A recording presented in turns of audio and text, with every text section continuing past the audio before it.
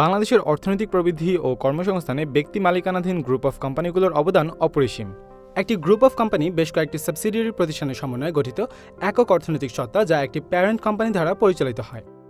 বাংলাদেশের বেসরকারি খাতের প্রতিষ্ঠানগুলোর দেশের অর্থনৈতিক প্রবৃদ্ধিতে অবদান অপরিসীম। সম্প্রতি বিশ্বব্যাংক গ্রুপের প্রতিষ্ঠান ইন্টারন্যাশনাল ফিন্যান্স কর্পোরেশন IFC বাংলাদেশের বেসরকারি খাত নিয়ে একটি প্রতিবেদন প্রকাশ করেছে। প্রতিবেদনটির উদ্ধৃতি দিয়ে 2020 সালের 28 মার্চ প্রথম আলো আয়ের দিক থেকে দেশের সর্বাধিক আয়ের গ্রুপ অফ কোম্পানিজ নিয়ে একটি র্যাঙ্কিং প্রকাশ করেছে। প্রথম আলো সেই ফিচার অনুযায়ী আমাদের আজকের ভিডিওতে কথা বলবো দেশ সেরা 13টি কোম্পানি নিয়ে। যেহেতু এসব কোম্পানিগুলোর বেশিরভাগই প্রাইভেট লিমিটেড কোম্পানি, তাই তথ্যের জন্য আমাদের নির্ভর করতে হয়েছে বিভিন্ন নিউজ ও কোম্পানির ওয়েবসাইটের উপর। এসব তথ্য ক্ষেত্র বিশেষে আপডেটেড নাও থাকতে পারে, তাই তথ্যের তারতম্যের জন্য আন্তরিক দুঃখিত।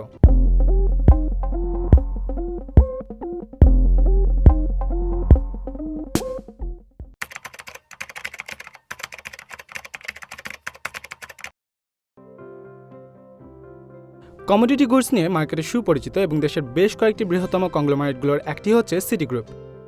1972 সালে ঢাকার গ্যান্ডারিয়ায় গ্রুপটির founder chairman Fazlur Rahman city oil mills নামে কোম্পানিটি প্রতিষ্ঠা করেন। শুরুর দিকে সরিষা তেল প্রোডাকশন দিয়ে যাত্রা শুরু হলেও 1995 সালে তীর ব্র্যান্ড নেমের আওতায় আটা, ময়দা ও সুজি বাজারজাত করা শুরু করে কোম্পানিটি। এছাড়াও সিটি গ্রুপের সুপরিচিত ব্র্যান্ডগুলোর মধ্যে জীবন, বেঙ্গল টি ও সান এডিবল অয়েল অন্যতম।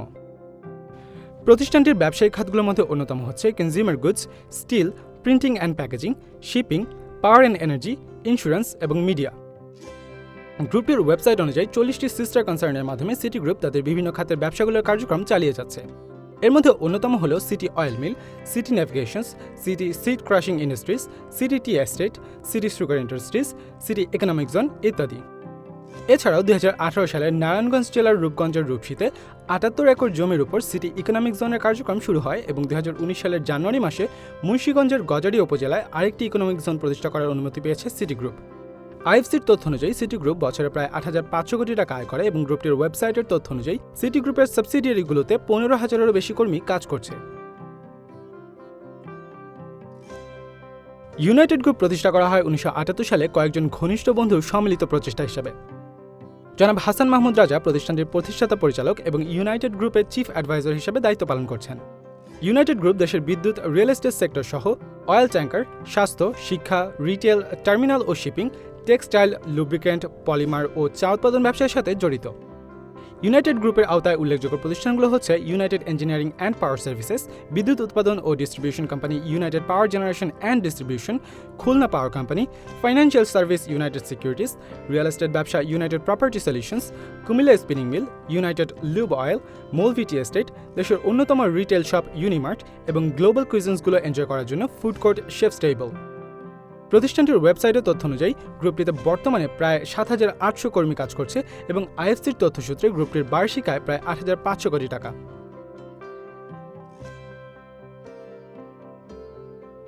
পিএইচপি গ্রুপ অফ ইন্ডাস্ট্রিজ, যা বর্তমানে পিএইচপি ফ্যামিলি নামে পরিচিত, বাংলাদেশের অন্যতম কংগ্লোমারেট। চট্টগ্রাম ভিত্তিক পিএইচপি গ্রুপ 1969 সালে আলহাজ সুফি মোহাম্মদ মিজানুর রহমান কর্তৃক প্রতিষ্ঠিত হয়। প্রথম দিকে মিজানুর রহমান ব্রিজস্টোন টায়ার আমদানি করে দেশের বাজারে বিক্রি করার মাধ্যমে প্রতিষ্ঠানটির কার্যক্রম শুরু করেন। পরবর্তীতে সীতাকুণ্ডে একটি শিপইয়ার্ড প্রতিষ্ঠা করেন, যেখানে পুরনো জাহাজের আসবাবপত্র বিক্রি করা হতো। তারপর 1982 সালে রি-রোলিং মিল এবং 1984 সালে মংলা ইঞ্জিনিয়ারিং ওয়ার্কস নামে দেশের প্রথম বিলেট তৈরি কারখানা প্রতিষ্ঠা করেন। এ সকল ব্যবসার সফলতার ধারাবাহিকতায় তিনি 1986 সালে ঢাকায় পিএইচপি রানী মার্কেট হেউটিনের কারখানা প্রতিষ্ঠা করেন। পিএইচপি ফ্যামিলি বিদ্যুৎ উৎপাদন, জাহাজ নির্মাণ, স্টিল, ফিশারিজ, রাবার উৎপাদন, তেল পরিশোধন, কৃষিপণ্য, হিমাগার, শিপ ব্রেকিং অ্যান্ড রিসাইক্লিং ব্যবসার সাথে জড়িত। গ্রুপটির ওয়েবসাইট থেকে জানা যায় 30টিরও বেশি কোম্পানি নিয়ে বাংলাদেশে ব্যবসা করে যাচ্ছে পিএইচপি ফ্যামিলি।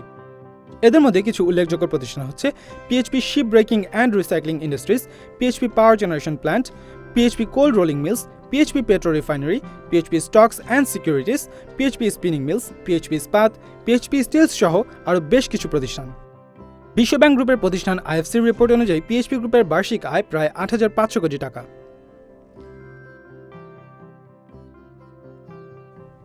বাংলাদেশের বৃহত্তম খাদ্য ও পানীয় ব্র্যান্ডগুলির মধ্যে অন্যতম একটি হচ্ছে প্রাণ। 1981 সালে প্রয়াত অবসরপ্রাপ্ত মেজর জেনারেল আমজাদ খান চৌধুরী প্রাণ RFL গ্রুপ প্রতিষ্ঠা করেন। গ্রুপটির ওয়েবসাইট সূত্রে বর্তমানে প্রায় 140টিরও বেশি দেশে প্রাণের পণ্য রপ্তানি করা হচ্ছে। তার মধ্যে উল্লেখযোগ্য রপ্তানিকৃত দেশগুলো হচ্ছে ভারত, সৌদি আরব, সংযুক্ত আরব আমিরাত, মালয়েশিয়া এবং Oman. Plastic goods, dairy, furniture, electronics সামগ্রী সহ আরও বেশ কিছু পণ্য উৎপাদন করে আসছে গ্রুপটি।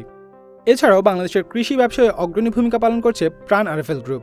তারা প্রচুর পরিমাণে কৃষি পণ্য উৎপাদনের পাশাপাশি কৃষকদের জন্য ন্যায্য মূল্য ধার্য করার সুবিধা দিয়ে আসছে। প্রাণ আরএফএল গ্রুপের কিছু উল্লেখযোগ্য প্রতিষ্ঠানের মধ্যে রয়েছে RFL plastics, vision electronics, Rigel furniture, প্রাণ ফুড ইত্যাদি। এছাড়া 2015 সাল থেকে প্রাণ মিঠাই ব্র্যান্ডিংয়ের মাধ্যমে তাদের ফুড অ্যান্ড বেভারেজ প্রোডাক্টসের জন্য একটি রিটেল শপ পরিচালনা করে আসছে। গ্রুপটির ওয়েবসাইটের তথ্য অনুযায়ী প্রায় 1 লক্ষ কর্মী প্রাণ আরএফএল গ্রুপের সকল প্রতিষ্ঠানে কাজ করে যাচ্ছে। এছাড়াও সম্প্রতি পিপিই ও মেডিকেল ডিভাইস উৎপাদন খাতে প্রাণ আরএফএল গ্রুপ 154 কোটি টাকা বিনিয়োগের ঘোষণা দিয়েছে, যা থেকে বছরে 400 কোটি টাকা আয় এবং প্রায় 2000 নতুন কর্মসংস্থান করতে পারবে বলে ধারণা প্রতিষ্ঠানটির। আইএফসির রিপোর্ট অনুযায়ী বর্তমানে গ্রুপটির বার্ষিক আয় প্রায় 8500 কোটি টাকা। 1962 সালে শিল্পপতি এম এ হাশেমের হাত ধরে তামাকের ব্যবসার মাধ্যমে শুরু হয় পার্টেক্স গ্রুপের যাত্রা। বর্তমানে Partex group food and beverages, আসবাবপত্র, টেক্সটাইলস, শিপিং, চিনি, কৃষি, পাট, real estate, construction, power and energy, telecommunications এবং আইটি সেক্টরে অবদান রেখে যাচ্ছে। গ্রুপটির বিজনেস কনসার্নগুলোর মধ্যে উল্লেখযোগ্য হচ্ছে Partex board, Partex furniture, Partex builders, Partex oil refinery, Partex cable ইত্যাদি। বেশ কিছু সেক্টরে তারা মার্কেট লিডার হওয়ার যোগ্যতাও অর্জন করে নিয়েছে। ডেনিম উৎপাদনে পার্টেক্স গ্রুপ রয়েছে মার্কেটের শীর্ষ অবস্থানে। পরিচালনার সুবিধার্থে পার্টেক্স হোল্ডিংস এবং পার্টেক্স স্টার নামে দুটি আলাদা গ্রুপে বিভক্ত করা হয়েছে প্রতিষ্ঠানটিকে। গ্রুপটির ওয়েবসাইটের তথ্য অনুযায়ী এর বিভিন্ন প্রতিষ্ঠানে প্রায় 5000 এক্সিকিউটিভ কাজ করছেন, যাদের মধ্যে 35% স্কিলড। গ্রুপটির প্রতিষ্ঠাতা চেয়ারম্যান এম এ হাশেম বাংলাদেশের ব্যাংকিং ও ইন্স্যুরেন্স সেক্টরে একজন পায়োনিয়ার। এম এ হাশেম বাংলাদেশের অন্যতম বড় দুটি private bank the city bank ও ইউনাইটেড কমার্শিয়াল ব্যাংক প্রতিষ্ঠা করেন। আইএফসির তথ্য অনুযায়ী পার্টেক্স গ্রুপের বার্ষিক আয় প্রায় 8500 কোটি টাকা।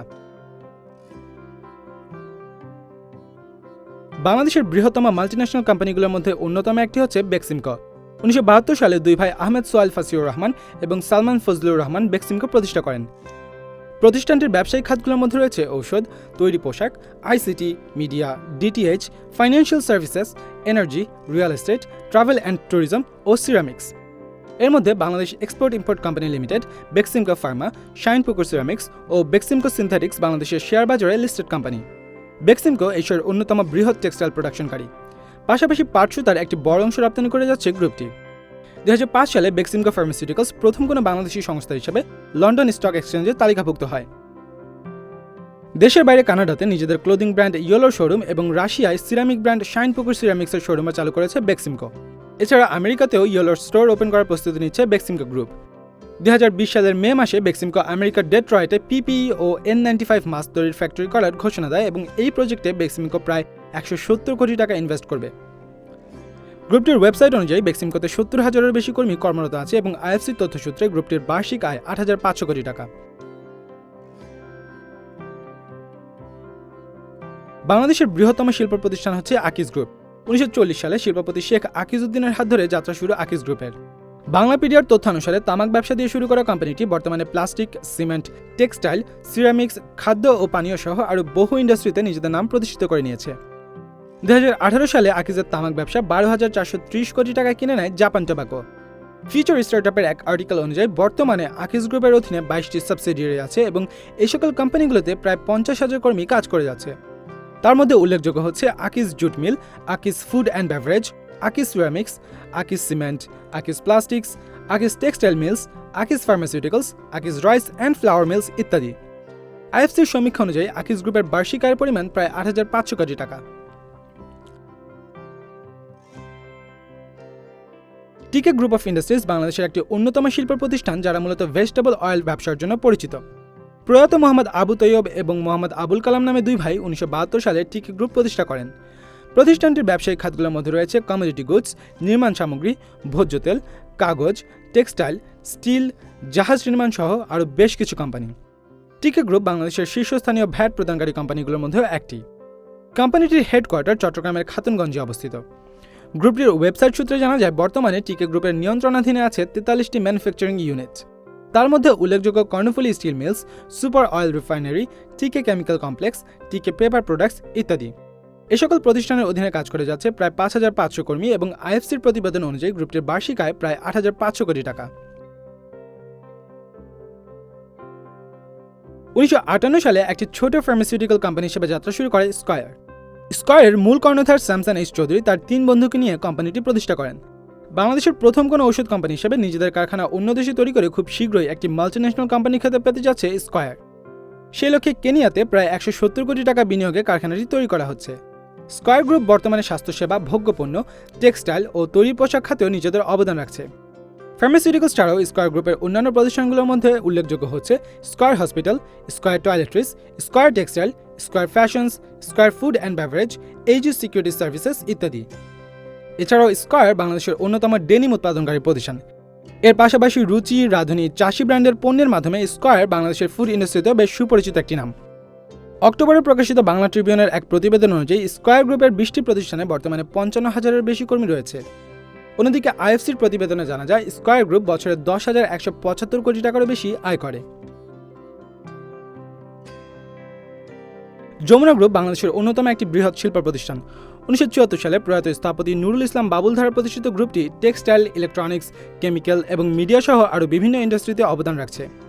টেক্সটাইল ছাড়াও মিডিয়া ও রিয়েল এস্টেট ব্যবসায়ও যমুনা গ্রুপ নিজেদের অবস্থানকে বেশ শক্তভাবে প্রতিষ্ঠা করতে পেরেছে। গ্রুপটির ওয়েবসাইট সূত্রে বর্তমানে 24টি প্রতিষ্ঠান আছে যমুনা গ্রুপের আওতায়। তার মধ্যে উল্লেখযোগ্য হচ্ছে Jugantor, Jamuna TV, Jamuna papers, JW Marriott hotel, Jamuna electronics and motors, Pegasus motorcycle ইত্যাদি। তবে এদের মধ্যে সবচেয়ে অন্যতম হচ্ছে যমুনা ফিউচার পার্ক, যা বাংলাদেশের সবচেয়ে বৃহৎ শপিং মল হিসেবে পরিচিত এবং দক্ষিণ এশিয়ার 3য় বৃহত্তম শপিং মল হিসেবে স্বীকৃত। এছাড়া যমুনা ফিউচার পার্কের পাশেই তৈরি হচ্ছে আন্তর্জাতিক খ্যাতিসম্পন্ন হোটেল চেইন ম্যারিয়ট ইন্টারন্যাশনালের জেডব্লিউ ম্যারিয়ট হোটেল। যমুনা বিল্ডার্সের সাথে 2013 সালে ম্যারিয়ট ইন্টারন্যাশনাল 700 রুমের জেডব্লিউ ম্যারিয়ট হোটেলটি অপারেশনের জন্য চুক্তি করে।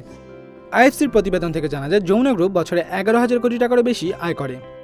2020 সালের 13 জুলাই নুরুল ইসলাম বাবুল 74 বছর বয়সে কোভিড-19 আক্রান্ত হয়ে মারা যান। মেঘনা গ্রুপ অফ ইন্ডাস্ট্রিজ বাংলাদেশের অন্যতম বৃহত্তম ও শীর্ষস্থানীয় একটি কোম্পানি। 1976 সালে বাংলাদেশি উদ্যোক্তা মোস্তফা কামাল ট্রেডিং নামে একটি কোম্পানি প্রতিষ্ঠা করেন। 1989 সালে নারায়ণগঞ্জের মেঘনাঘাটে ভোজ্য তেল পরিশোধন প্রতিষ্ঠান মেঘনা ভেজিটেবল অয়েল ইন্ডাস্ট্রিজ লিমিটেডের মাধ্যমে উৎপাদন খাতে মেঘনা গ্রুপের যাত্রা শুরু হয়। মেঘনা গ্রুপ অফ ইন্ডাস্ট্রিজের সুপরিচিত ব্র্যান্ডগুলোর মধ্যে রয়েছে fresh, super pure, super fresh, magnesium deluxe ইত্যাদি। মেঘনা গ্রুপ অফ ইন্ডাস্ট্রিজের অন্যান্য ব্যবসায়িক খাতগুলোর মধ্যে উল্লেখযোগ্য হচ্ছে ভোজ্য তেল, চিনি, chemical, cement, printing and packaging, shipping and logistics, financial institution, aviation, real estate, energy and power ইত্যাদি। 2016 সালে মেঘনা নদীর পাড়ে মেঘনা গ্রুপ অফ ইন্ডাস্ট্রিজ বাংলাদেশের প্রথম প্রাইভেট সেক্টর ইকোনমিক জোন মেঘনা ইকোনমিক জোনের অ্যাপ্রুভাল পায়। এছাড়াও নারায়ণগঞ্জের সোনারগাঁয়ে মেঘনা ইন্ডাস্ট্রিয়াল ইকোনমিক জোন ও কুমিল্লা ইকোনমিক জোন নামে আরও 2টি প্রাইভেট সেক্টর ইকোনমিক জোন তৈরি করছে প্রতিষ্ঠানটি। গ্রুপটির ওয়েবসাইট অনুযায়ী মেঘনা গ্রুপ অফ ইন্ডাস্ট্রিজের অধীনে 40টির অধিক প্রতিষ্ঠান আছে এবং এই সকল প্রতিষ্ঠানে 35,000-এরও বেশি কর্মী কাজ করে যাচ্ছে। আইএফসির রিপোর্ট অনুযায়ী বাংলাদেশের অন্যতম বৃহত্তম এই গ্রুপটির বার্ষিক আয় প্রায় 12,700 কোটি টাকা। 1987 সালে ইস্ট ওয়েস্ট প্রপার্টি ডেভেলপমেন্ট লিমিটেডের অধীনে একটি রিয়েল এস্টেট ভেঞ্চার হিসেবে বসুন্ধরা গ্রুপ যাত্রা শুরু করে। গ্রুপটির বর্তমান চেয়ারম্যান আহমেদ আকবর সোবহান বসুন্ধরা গ্রুপ প্রতিষ্ঠা করেন। প্রতিষ্ঠার কিছুদিন পরেই গ্রুপটি ম্যানুফ্যাকচারিং ইন্ডাস্ট্রি এবং ট্রেডিং ব্যবসা শুরু করে দেয়। 90-এর দশকের শুরুতে তারা সিমেন্ট, কাগজ, পাল্প, টিস্যু পেপার এবং ইস্পাত উৎপাদনের পাশাপাশি এলপি গ্যাসের ব্যবসার সাথেও জড়িত হয়ে যায়। বসুন্ধরা গ্রুপের ওয়েবসাইট অনুযায়ী এর অধীনে 20টি মেজর কনসার্ন আছে, যাদের মধ্যে উল্লেখযোগ্য Bashundhara paper mills, Bashundhara LP gas, Bashundhara convention centre, Bashundhara logistics, Bashundhara electricity, Bashundhara import export ইত্যাদি। তার মধ্যে বাংলাদেশের দ্বিতীয় বৃহত্তম shopping mall Bashundhara city shopping কমপ্লেক্সও অন্তর্ভুক্ত। এর বাইরেও বসুন্ধরা অয়েল অ্যান্ড গ্যাস লিমিটেডের অধীনে দেশের প্রথম বিটুমিন প্ল্যান্টটিও তৈরি করেছে বসুন্ধরা গ্রুপ, যা অলরেডি সাপ্লাই করা শুরু করে দিয়েছে। বর্তমানে গ্রুপটির সকল প্রতিষ্ঠানে কর্মরত আছে প্রায় 50,000-এরও বেশি কর্মী।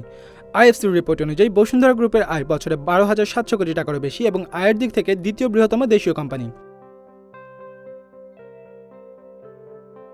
একে খান কোম্পানি বাংলাদেশের অন্যতম পুরাতন এবং নামী বেসরকারি কোম্পানিগুলোর মধ্যে একটি।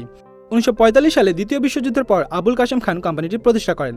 1947 সালে দেশ বিভাগের পর চট্টগ্রামে কোম্পানিটির মূল কার্যক্রম শুরু হয়। 50-এর দশকে বীমা সংস্থা, আর্থিক প্রতিষ্ঠান, টেক্সটাইল, পাট, প্লাইউড, ট্যানারি, ভারী বৈদ্যুতিক পণ্য ও শিপিং সহ আরও বিভিন্ন ইন্ডাস্ট্রিতে অবদান রাখতে থাকে একে খান কোম্পানি। 80-এর দশকে তারা কিছু মাল্টিন্যাশনাল কোম্পানির সাথে জয়েন্ট ভেঞ্চারে টেক্সটাইল, টেলিযোগাযোগ, জল প্রকল্প এবং গভীর সমুদ্রে ফিশিংয়ের সাথেও জড়িত হয়ে যায়। বর্তমানে কোম্পানিটি power generation, real estate, hospitality sector, paper ম্যানুফ্যাকচারিংয়ে ব্যবসা প্রতিষ্ঠা করার পরিকল্পনা করছে। এছাড়াও তারা ভারতীয় কোম্পানি সিয়েটের সাথে যৌথ উদ্যোগে একটি টায়ার প্ল্যান্ট স্থাপন করতে যাচ্ছে খুব জলদি। আইএফসি রিপোর্ট অনুযায়ী গ্রুপটির আয় বর্তমানে 14,400 কোটি টাকারও বেশি এবং আয়ের দিক থেকে বাংলাদেশের শীর্ষ প্রতিষ্ঠান। পরিশেষে বলাই যায় দেশের প্রবৃদ্ধি, কর্মসংস্থান ও দারিদ্র্য নিরসনে এই কোম্পানিগুলো অনেকটা অগ্রণী ভূমিকা পালন করছে, আর তাই তাদের এই সাফল্য দেশের অর্থনীতিতে একটি বড় প্রভাব ফেলবে বলে ধারণা করাই যায়। যদি ভিডিওটি ভালো লেগে থাকে তবে লাইক করুন এবং শেয়ার করুন। আমাদের ভিডিও নিয়ে আপনাদের কোনো মূল্যবান মতামত থাকলে তা অবশ্যই কমেন্টের মাধ্যমে জানাবেন। বিজনেস ওয়ার্ল্ডের আরও তথ্যবহুল ভিডিও দেখতে সাবস্ক্রাইব করুন চ্যানেলটি। আপনাদের আইডিয়া ও মতামত শেয়ার করতে জয়েন করতে পারেন আমাদের ফেসবুক গ্রুপে।